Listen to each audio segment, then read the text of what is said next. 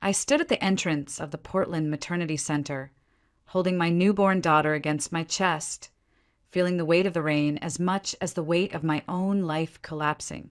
My arms trembled, not from exhaustion after hours of labor, but from fear of what would happen now that Jason was gone. I had called him 3 times that morning, begging him to come, telling him it was finally time for us to go home. But each call went to voicemail. Each unanswered ring hollowed me out until my voice cracked into silence. Lila, just 3 days old, shifted slightly under the thin hospital blanket. Her tiny lips opened, searching for warmth, unaware of the chaos unraveling around us. I kissed her forehead, whispering, "It's okay, baby, we're going to be okay." But my voice sounded foreign, as if I were talking to someone else's child, someone else's life. I had nowhere to go. Our apartment lease ended this month, and Jason, my husband, the man who promised to stand by me, had disappeared without a trace. The rain soaked my shoes, cold seeping through every layer, while people rushed past, busy with their own lives. I wanted to disappear among them, just another face under the gray Oregon sky. Instead, I stayed rooted on the steps, paralyzed. My whole body was screaming to move, but my heart was broken beyond motion. "Excuse me," the voice was deep, warm, unexpected. I looked up to see a man, older, maybe in his early 50s, wearing a charcoal suit despite the rain. His silver hair was damp, but his posture was strong, steady, like he belonged anywhere he stood. He held an umbrella and looked at me with genuine concern. "Are you all right? Do you need help?"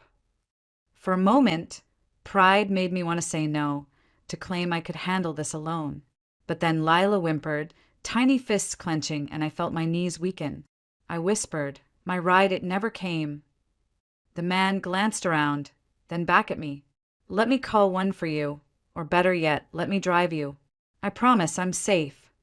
He hesitated, as though aware of how this might sound to a woman clutching her baby. "Name's Daniel Whitaker. I'm local." He reached into his pocket and handed me a business card. Thick paper, elegant font, the kind successful people carried. I stared at it, still clutching Lila. My instincts screamed to keep distance, but something in his voice, something steady and calm, cut through the noise in my head. The rain picked up, drumming harder against the steps. I nodded slowly. "Okay, thank you." That was the moment everything began to change. I thought I had lost everything that morning. But in reality, I was about to find something I didn't even know I was missing. Jason wasn't always like this, not in the beginning. I met him 3 years ago when I was working as a cashier at a small electronics store in downtown Portland. He had walked in on a rainy Thursday, just like the one outside the maternity ward, shaking droplets from his hair and flashing that easy smile that made people trust him instantly. He had asked about headphones, but he stayed to ask about me, where I grew up, what music I liked, what I dreamed about. It felt safe. For someone like me, raised by a single grandmother after my mom passed too soon, safety was a luxury. Jason offered it without me even having to ask. We started dating quickly. Jason was funny, ambitious, and always talking about the life we would build one day. A little house with a garden, maybe a dog, and Sunday mornings making pancakes together. 6 months in, he proposed. He didn't have a ring ready, just this ridiculous twist tie he pulled from a loaf of bread in our kitchen. But I cried and said yes anyway. Love didn't need a ring to feel real. The first year was blissful. We had an apartment that smelled of fresh coffee every morning, and Jason would leave me notes on the fridge. "Good luck at work. Dinner's on me tonight. Love you." When I found out I was pregnant, he spun me around the living room and laughed until we both collapsed on the couch, dizzy and happy. "We're going to be parents," he whispered against my hair. "I promise I'll take care of everything." For a while, he kept that promise. He came to every appointment, held my hand through every wave of nausea, and built a crib from scratch, even though he barely knew how to use a drill. But around the 5th month, things started changing slowly, almost unnoticeably at first. He started working late, missing dinners, forgetting the little things he used to remember, like buying milk or calling when he'd be late. He snapped more easily, blaming stress, talking about some big deal at work that would solve everything. I believed him, wanted to believe him, because I was already terrified about becoming a mom. Then I found the receipt. It was tucked in his jacket pocket, one I'd grabbed from the chair to put in the closet. A fancy restaurant, one we'd never been to together, 2 expensive cocktails and 2 desserts. There was also a single blonde hair caught in the collar of his coat. My hair is dark brown, almost black. I stared at it for a long time, convincing myself it was nothing. Maybe a coworker, maybe a client. Jason he couldn't. When I asked, he looked annoyed instead of guilty. Are we really doing this, Em? You're pregnant and hormonal. And now I can't even take a client to dinner. He kissed my forehead like he was soothing a child. I love you. Stop worrying. I tried. I really did. I'd baked more of his favorite meals. Told him I appreciated how hard he was working. Even when he came home, late smelling like perfume I'd known. He'd hold me sometimes at night, whispering half-asleep apologies for being distracted. And for a moment, I'd let myself believe things could go back to what they were. But deep down, I felt the shift. There was distance in his eyes, like he was living somewhere else entirely and I wasn't invited.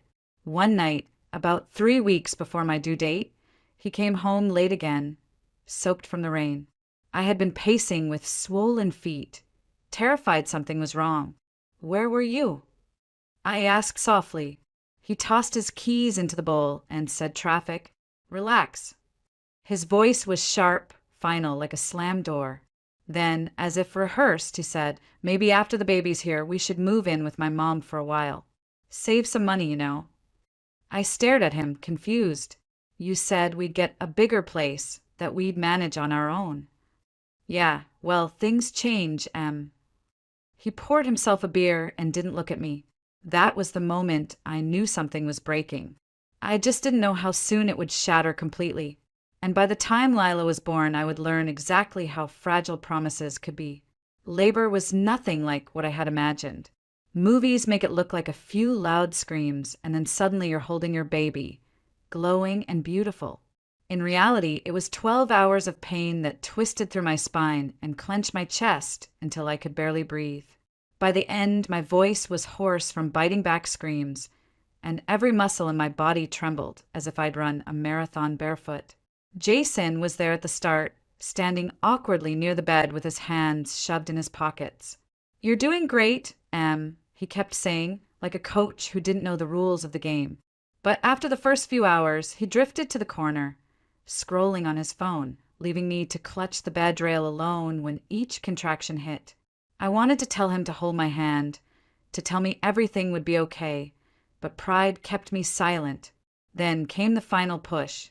A cry ripped from me that didn't even sound human, and in that moment I thought I couldn't do it, that my body would fail me.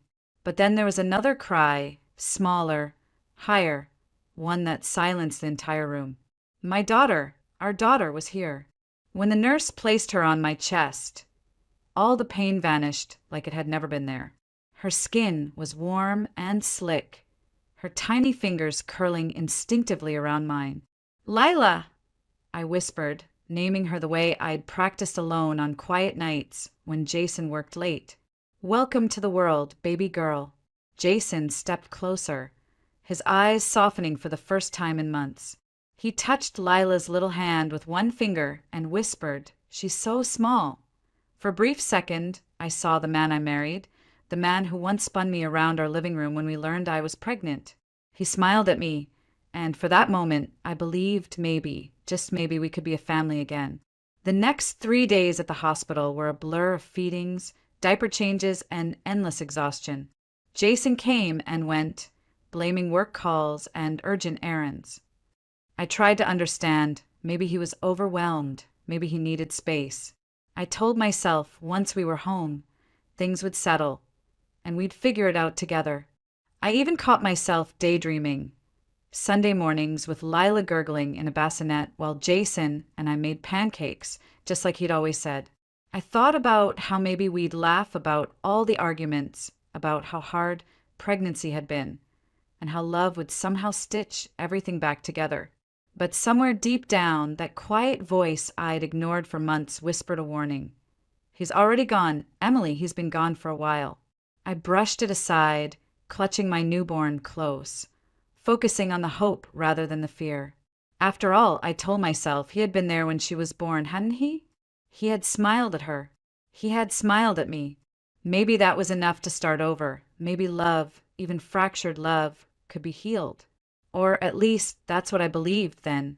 The morning of our discharge was cold and gray, typical for Portland in early spring. A thin drizzle coated the hospital windows, blurring the parking lot beyond. I dressed Lila in the soft pink onesie I'd packed weeks earlier, carefully tucking her tiny arms through the sleeves, marveling at how impossibly delicate she felt. "We're going home, baby," I whispered, forcing a smile. Jason was supposed to be there at 9 a.m. sharp. I had texted him twice that morning, even called once, but there was no reply. I told myself he was on his way, stuck in traffic, or grabbing something for the baby. Still, each passing minute pressed heavier on my chest. By 10 a.m., every other new mom in the ward had been picked up by excited husbands or parents. I stood near the entrance, rocking Lila gently as the nurse wheeled out the last patient. "Is someone coming for you, honey?" she asked kindly. "Yes, my husband. He's just running late," I said, my voice too bright, too practiced.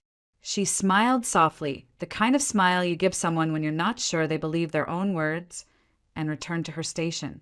At 10:30, I called again, straight to voicemail. My heart sank as dread coiled in my stomach. Something was wrong, or maybe something had been wrong for longer than I wanted to admit. Finally, I asked the nurse if I could wait outside. The rain had picked up, tapping against the awning like impatient fingers. I stood under it, clutching Lila close, scanning every car that pulled in. None of them were Jason's. By 11, I couldn't ignore it any longer. I borrowed the hospital phone and called the company where Jason worked. A woman answered cheerfully, "Bright Tech Solutions, how can I help you?" "Hi, this is Emily Hartman. I'm trying to reach Jason Hartman. He works in sales." There was a pause, just long enough to make my stomach knot. "I'm sorry, ma'am. Jason Hartman no longer works here. He resigned about 3 weeks ago." The world tilted. 3 weeks? He'd been leaving for work every morning, suit and all, kissing my forehead, telling me he'd call if he was running late, and all that time he hadn't even had a job? My grip tightened on Lila, who stirred and whimpered at the tension in my arms. "Thank you," I managed, hanging up before the woman could say more. I stepped back outside, numb, the drizzle soaking through my jacket. I wanted to scream, to demand an explanation, but all I could do was stand there, silent and hollow. That was when a voice broke through the fog. "Are you all right?" I looked up and saw the man from before, Daniel Whitaker. He held an umbrella, the same concerned expression on his face. "You look pale. Do you need help?" I hesitated, pride clawing at me. "My ride never came," I admitted, my voice small. Daniel studied me for a moment, then glanced at Lila. "You just had a baby, didn't you?" He didn't wait for me to answer. "You shouldn't be standing out here in the cold. Let me give you a ride." Instinct screamed at me not to accept rides from strangers. But Daniel didn't feel like a stranger. Not exactly. There was something steady, almost familiar, about him. He pulled out a business card and handed it to me. "Daniel Whitaker. I own a chain of restaurants here in Oregon. Call any of those numbers if you want to confirm who I am." I stared at the card, then at Lila, who was starting to cry softly against my chest. The rain was heavier now, soaking through the blanket around her. I swallowed my pride and nodded. "Okay, thank you." He smiled gently, taking the diaper bag from my shoulder without asking, careful not to crowd me. "My car's right there. I'll keep the heater on high." As we walked to his car, I thought about Jason, about every lie he must have told over the last 3 weeks. A chill ran through me, colder than the rain. I had left the hospital thinking I had a husband waiting for me. Instead, I had nothing, or at least that's what I thought. Because that day, a stranger with silver hair and kind eyes stepped into the emptiness Jason left behind, and nothing in my life would ever be the same. The drive out of Portland felt surreal, like I was watching someone else's life through a fogged-up window. Lila slept in her car seat, her tiny chest rising and falling in a rhythm that made my heart ache with both love and fear. I sat rigid, clutching the strap of my diaper bag, trying to ignore the gnawing voice inside my head. What am I doing? Getting into a car with a stranger? But Daniel didn't feel like a stranger. He didn't fill the silence with awkward chatter or invasive questions. Instead, he just drove, the windshield wipers beating a steady rhythm while the heater hummed warm air into the cabin. After a while, he glanced at me and said quietly, "You look like you haven't slept in days."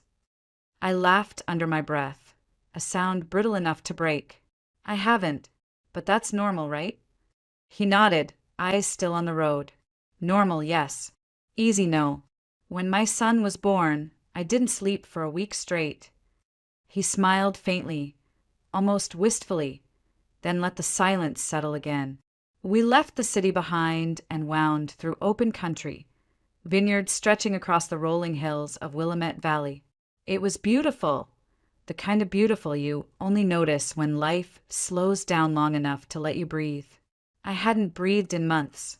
When the car turned onto a private gravel driveway flanked by tall oak trees, I blinked in confusion. "This is where you live?"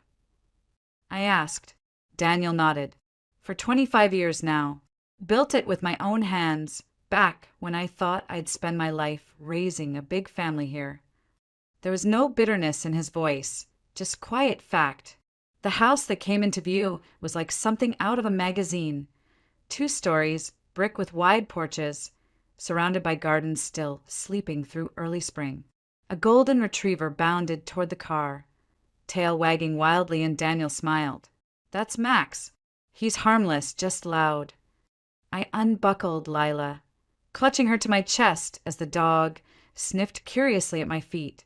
"You don't have to do this," I said softly. "I can find a motel or something. I don't want to impose." Daniel shook his head. "Emily, you just had a baby. You don't need a motel. You need a warm bed and someone to help watch out for you while you get on your feet." He gestured toward the porch. "Come inside. Meet the rest of the family before you decide." Inside, the house smelled faintly of cedar and something warm, maybe cinnamon. A woman, maybe in her late 50s, stepped out from the kitchen, wiping her hands on an apron. "Alina," Daniel introduced. "She runs the house and keeps us all alive." Alina's eyes softened when she saw Lila. "Oh, you poor thing, you look exhausted. Come on, I'll show you to a guest room." Before I could protest, another figure appeared in the hallway, a tall man in his late 20s with Daniel's sharp jawline, but none of his warmth. He glanced from me to the baby, his expression guarded. "Dad, what's going on?" Daniel sighed lightly. "Ethan, this is Emily Hartman. She's going to stay here for a little while."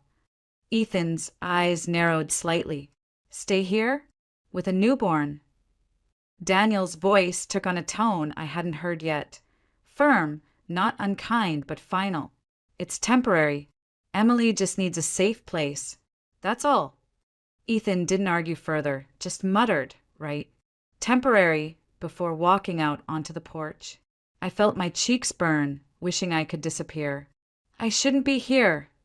Daniel turned to me, steady and calm. "You should. Don't worry about Ethan. He's protective of the house, but he'll come around. Give him time." Alina guided me upstairs to a cozy guest room with a quilted bedspread and a crib already waiting in the corner. I froze, staring at it. You had a crib?" Alina smiled. "This house has seen babies before. We keep it around for guests." I placed Lila in the crib and stood there, tears stinging my eyes because for the first time since leaving the hospital I felt safe enough to cry. Daniel stood quietly in the doorway, not intruding, just there.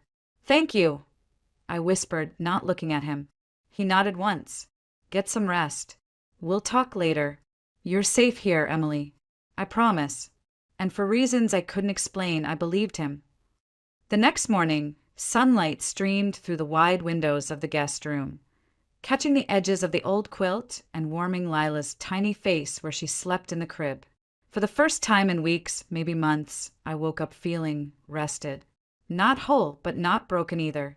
Alina appeared at the door with a gentle knock. "Breakfast is ready, dear.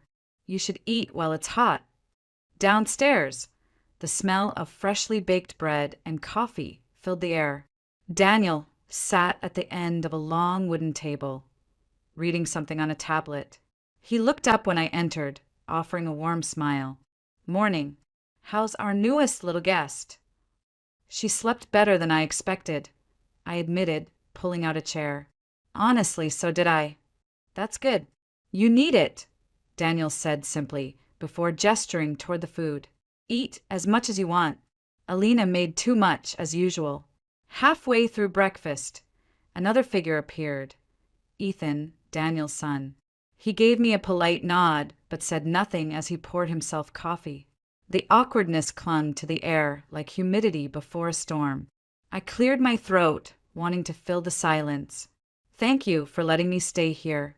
I promise it's only temporary. I'll start looking for an apartment this week and—" Daniel shook his head, his voice gentle but firm. "Emily, you just gave birth 3 days ago. Take your time.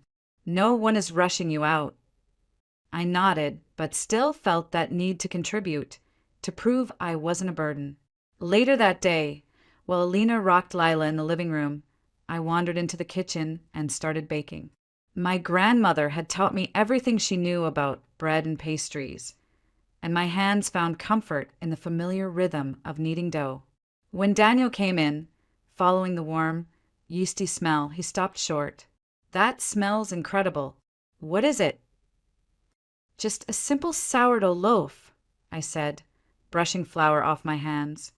"I used to bake all the time before. Well, before life got complicated." Daniel stepped closer, studying the loaf on the counter. "You know, I own a chain of restaurants.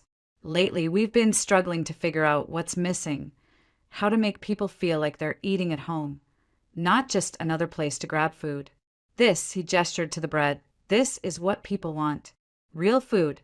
Food made with love." I laughed nervously. "Are you saying you want to serve my bread in your restaurants?" "Why not? You clearly have talent. And if you're interested, I could use your help redesigning our menu. Something more soulful." The idea was overwhelming, yet strangely exciting. For months, I'd felt invisible, even before Jason walked out. Now someone was looking right at me, seeing what I could do, not just what I had lost. Over the next week, I cooked more often, preparing hearty soups, flaky pies, and recipes my grandmother used to make. Daniel tasted everything, sometimes closing his eyes like he was trying to memorize each bite. One evening, after a dinner of roasted chicken and homemade biscuits, he leaned back in his chair and said quietly, "You know, Emily, you could run your own kitchen if you wanted. You have that touch." I blushed, shaking my head. "I'm just trying to repay your kindness." "You don't need to repay me," he said softly. "But maybe consider this. Sometimes the best way to heal is to build something new." Slowly, the house started to feel less like someone else's space and more like a refuge. Sophie, Ethan's wife, visited one afternoon, immediately doting on Lila and chatting with me like we'd known each other for years. Even Ethan, though still cautious, softened when he saw how happy his wife was to help. One evening, he even stopped by the kitchen while I was baking and said, quietly, "The bread's good. Thanks for dinner." It wasn't much, but it felt like progress. In quiet moments, I'd take Lila outside to the vineyard behind the house. The rows of grapevines stretched endlessly, their buds just beginning to wake for spring. Standing there with my daughter in my arms, breathing in the crisp Oregon air, I felt a sense of calm I hadn't known in months. I still didn't know how long I'd stay or where life was leading me, but one thing was certain. I was no longer frozen on the steps of that hospital. I was moving forward, one loaf of bread, one small act of rebuilding at a time. And somewhere in the background of all that rebuilding, Daniel was quietly becoming more than just the man who gave me a ride home. He was becoming family. It was Daniel who suggested the trip. "You mentioned your grandmother lives out near McMinnville, right?" he asked one evening as he helped clear the dinner table. "Why don't we go visit her? She should meet her great-granddaughter." The thought warmed me. My grandmother, Margaret Evans, had raised me after my mom passed when I was just 3. She was the only family I had left, at least. That's what I believed. "That would be nice," I said quietly, though nerves twisted in my stomach. I hadn't told Grandma the full truth about Jason leaving. I wasn't sure I could say it out loud yet. 2 days later, we loaded Lila into Daniel's SUV and headed south. The closer we got to McMinnville, the more memories came rushing back. Long summer days in Grandma's garden, the smell of her famous apple pies, the way she'd hum old hymns while knitting on the porch. By the time we pulled into her driveway, tears stung my eyes. Grandma stepped out, as spry as ever despite her silver hair and 70-plus years. "Emily!" she cried, wrapping me in an embrace. When she pulled back to look at Lila, her eyes softened. "Oh, my sweet girl, she looks just like you did." Daniel stayed politely in the background, holding the diaper bag, until Grandma's eyes landed on him. She froze. For a moment, there was nothing but silence. Then, in a trembling voice, she whispered, "Daniel Whitaker, is that you?" I blinked in confusion. "You two know each other?" Daniel's face changed, like a man seeing a ghost. "Margaret, it's been a long time." Grandma pressed a hand to her mouth, looking at me, then back at him. "Emily, sweetie, did he tell you who he is?" Something in my chest tightened. "He's the man who helped me at the hospital. He's been letting me stay at his house until I figure things out." Grandma sank onto the porch step, her eyes wide, almost fearful. "Lord have mercy," she whispered. "Emily, Daniel knew your mother." I frowned. "My mom? You mean when she was little?" Daniel's voice was low, almost hoarse. "No, not when she was little. When she was grown. Your mother and I, we were close for a while. Before I left for Portland to start my business." He paused, meeting Grandma's gaze. "Margaret, did she ever tell you?" Grandma's eyes filled with tears. "She told me after you left, after she realized she was expecting." My breath caught. "Expecting? Are you saying—" Daniel stepped closer, his expression torn between hope and regret. "Emily, your mother, and I were together. I didn't know she was pregnant when I left. I never got a call, never a letter. I didn't know you existed until I saw you at that hospital, and something about you felt so familiar." The world tilted the same way it had when I learned Jason had left me. Only this time, the ground wasn't falling away. It was splitting open, showing me something I didn't know how to process. "You're saying—" I swallowed hard. "You're saying you're my father?" Daniel nodded slowly, pain flickering across his face. "Yes, and if I'd known, I never would have left. Emily, I am so sorry." I stumbled back, clutching Lila tighter. No, this can't be real. My father died before I was born. That's what Mom always said." Grandma's voice was soft but steady. "Honey, we told you that because your mother wanted to protect you. Daniel had a fiancé in Portland when he left. Your mom didn't want to ruin his life. She thought it was better if you never knew." The words hit like cold water, each one a betrayal wrapped in good intentions. My entire life had been built on a story that wasn't true. "I need some air," I whispered, turning away and walking down the gravel path, ignoring Daniel calling after me. My feet carried me blindly until I reached a small wooden footbridge over the creek where I used to play as a child. I stood there, holding Lila close, shaking so hard I thought I'd drop her. Daniel appeared moments later, rain misting his hair. "Emily, please." "I didn't know. If I had known, I would have been there. I would have raised you." I spun on him, tears streaming down my face. And what? You think this makes everything okay now? That you can just swoop in after all these years and play hero because I look like someone you loved once? His face crumpled.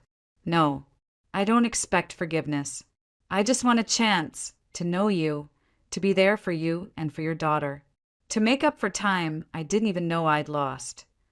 I stared at him, my chest rising and falling too fast, heart pounding in my ears. I don't know if I can do this, I whispered. I don't know if I can believe any of this. But even as I said it, I couldn't ignore the part of me that wanted to believe, wanted family, wanted roots, wanted something solid after everything Jason had taken away. For the first time in my life, I wasn't sure who I was anymore or who I could be, now that the truth had changed everything. I didn't sleep that night, even after we returned from Grandma's house, after Daniel had offered to give me space, after Alina had quietly taken Lila so I could rest. I just lay there staring at the ceiling, replaying every word from earlier. My father, he's my father. For years, I had accepted being alone. My mom had died so young, my grandmother had done her best, and Jason had been the closest thing I had to family, until he abandoned me too. Now I had a man telling me he was my father, a man who didn't even know I existed, and who had stepped in to help me when I had nothing. By morning, exhaustion had settled deep in my bones. Daniel was already in the kitchen, quietly drinking coffee when I came down holding Lila. He looked up, hesitant, like he wasn't sure if I'd turn around and leave. "Can we talk?" he asked softly. I nodded and sat across from him, clutching Lila like a shield. "Emily," he began, his hands clasped tightly on the table. "I can't undo the past. I didn't know about you, and if I had, I would have been there. But I'm here now, and I want to be part of your life. No expectations, no conditions. Just let me know you, and let me know my granddaughter." His words cracked something open in me. Part of me wanted to scream, to throw every year of loneliness in his face. But another part, the tired, aching part, wanted to stop carrying this weight alone. "Why help me?" I whispered. "When you saw me at the hospital, you didn't know I was your daughter. You could have just walked away." Daniel's eyes softened, "Because you looked like someone who needed help. And because when I saw you, something about you felt familiar, like I'd known you my whole life. When I realized the truth, it made sense." I looked down at Lila, who yawned in my arms. "I don't know how to process this," I admitted. "I don't know how to be anyone's daughter anymore. And I don't know if I can trust you." Daniel reached across the table, resting his hand palm up between us. "Then don't trust me yet. Just let me earn it." The silence stretched, filled only by the soft cooing of Lila. Slowly, I placed my free hand in his, just for a moment, before pulling away to wipe my tears. "Okay," I whispered, "but we take this slow." From that day forward, something shifted. I started cooking more in Daniel's kitchen, not out of obligation, but because I wanted to contribute. Daniel spent more time at home too, joining me for long talks after dinner about food, life, and all the years we'd missed. Even Ethan began to change. One afternoon, he caught me outside hanging baby clothes to dry. "Dad's different," he said awkwardly. "He hasn't smiled this much in years." "I guess, thank you for that." I smiled faintly. "I think we're all figuring things out." Sophie, radiant as always, took to Lila immediately, often swooping in to give me breaks so I could nap or take a walk. She treated me like a sister, something I hadn't realized I'd been craving. At night, after Lila fell asleep, I would stand at the window overlooking the vineyard, breathing in the scent of earth and grapevines. This wasn't the life I'd expected, but maybe it could be the life I needed. Daniel gave me space when I needed it, but he was there, steady, constant, patient. And slowly, the walls I had built for survival began to crack. I stopped feeling like a guest and started feeling home. One evening, as I tucked Lila into her crib, Daniel paused at the doorway. "You know," he said quietly, "you've brought life back to this house. Not just because of the baby, but because you remind me that family is worth fighting for." For the first time in years, I believed him. It happened on a quiet Saturday morning. I was in the kitchen, kneading dough for the restaurant Project Daniel, and I had started sketching out when I heard the sound of tires crunching on the gravel driveway. At first, I thought it was Ethan returning early from town, but when I stepped onto the porch, my heart froze. Jason. He looked thinner, his face pale and drawn, eyes shifting nervously as he climbed out of a beat-up sedan. For a moment, we just stared at each other. The last time I'd seen him, he'd walked out of our apartment without a backward glance. Now here he was, standing on Daniel's property like a ghost from a life I had buried. "Emily," he said, his voice rough, I heard you had the baby. I wanted to see you, to see her." Every muscle in my body tensed. I stepped down one stair, holding the doorframe like it might keep me from falling. "Her name is Lila, and yes, she's here. But why now, Jason? After disappearing? After lying about work? After leaving me at the hospital?" He winced, looking at the ground. "I messed up. I was scared, Em. I thought I couldn't handle being a dad, couldn't handle us. And then, I met someone, but it didn't work out. I was stupid, okay? I want to make things right." Behind me, I felt Daniel's presence. He didn't say a word, just stood quietly in support, like a wall I hadn't known I needed. I took a deep breath, steadying my voice. "Jason, I'm not angry anymore, but I'm not the same person you left. I built a life for Lila and me, a better one. You can see her. She deserves to know her father, but you and I, we're done." He looked up, guilt flickering in his eyes. "You're really not coming back?" I shook my head. "No, I'm not." For a moment, he looked like he might argue, but instead he nodded slowly. Can I hold her?" Daniel stepped forward then, his hand resting gently on my shoulder, as if to say, "It's your choice." I nodded and went inside, bringing Lila out. Jason held her awkwardly, tears filling his eyes. "She's beautiful," he whispered. "Yes, she is," I said softly. "And she deserves a father who shows up, not one who runs away." He nodded again, unable to look at me. After a long moment, he handed her back and murmured, "Thank you." Then he left, the sound of tires fading down the drive. I stood there in silence, holding Lila close. Daniel touched my arm gently. "You okay?" I exhaled slowly, feeling something heavy lift from my chest. "Yeah, I think I am." For the first time, I truly meant it. Spring eased into summer, painting the vineyards in rolling green and soft gold. Life in Daniel's house felt different now, lighter, warmer, like someone had opened the windows of a long-closed room and let the sun in. The restaurant project had become real. What started as a few sketches and recipe notes over late-night coffee turned into an actual plan. Daniel even signed the lease on a small space in downtown Portland, and we decided to call it Harvest Soul. The name felt right. Food made from scratch, carrying pieces of my grandmother's recipes and Daniel's long-standing dream of a place that felt like home. On opening night, the dining room was full. The scent of freshly baked bread and rosemary chicken filled the air as I stood behind the counter, Lila sleeping peacefully in a sling against my chest. Daniel stood beside me, his hand warm on my shoulder. "You did this," he whispered. "No," I said softly, glancing at him. "We did this." Across the room, Ethan and Sophie sat together, Sophie's rounded belly visible now that she was expecting their first child. They waved when they saw me, and for the first time I realized I didn't just have a safe place to sleep. I had a family. A few days later, we held Lila's christening in a small white church on the edge of town. Daniel held her proudly, tears shining in his eyes as the pastor poured water gently over her head. My grandmother stood in the front pew, smiling so widely I thought her face might break, and even Ethan's usually serious face softened as he whispered to Sophie, "She's ours now, too."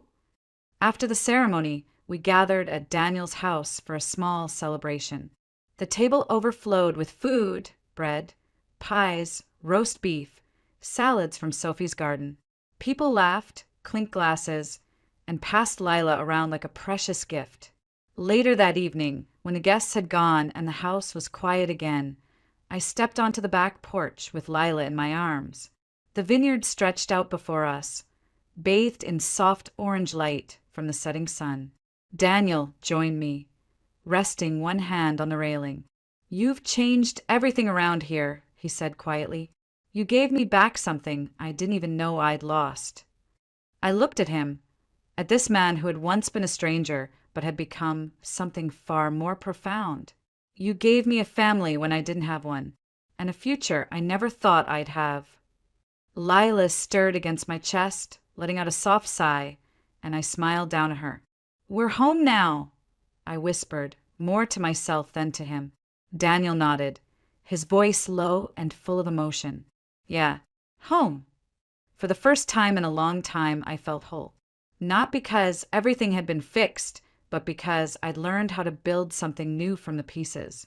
And as the sun dipped below the hills, I held my daughter closer, knowing this was only the beginning.